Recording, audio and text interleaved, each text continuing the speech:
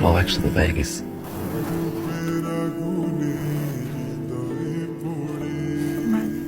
মানে কিছু না, এক রাতে সব মানে বুঝতে বাকি দিনগুলো কি করবো?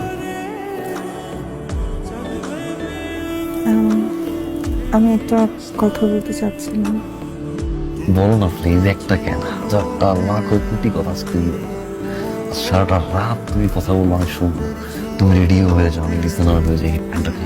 অ্যাকচুয়ালি আমার একটা রিলেশন ছিল, ছেলেটা আমাকে চিট করছে। চিট করছে, ভালো করছে,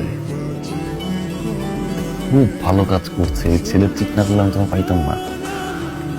এখন মনে হচ্ছে পৃথিবীর প্রত্যেকটা ছেলে চিট করা উচিত। মারছে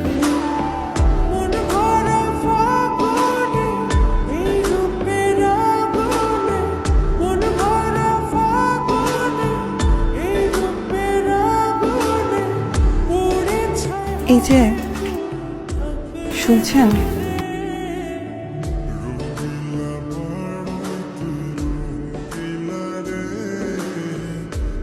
আপনার চা। আমি কি ঘুম থেকে উঠতে চাই, আমাকে উঠানো হয়। কপালে একটা চুমু, সাথে এক কাপ চা। শোনো শোনো,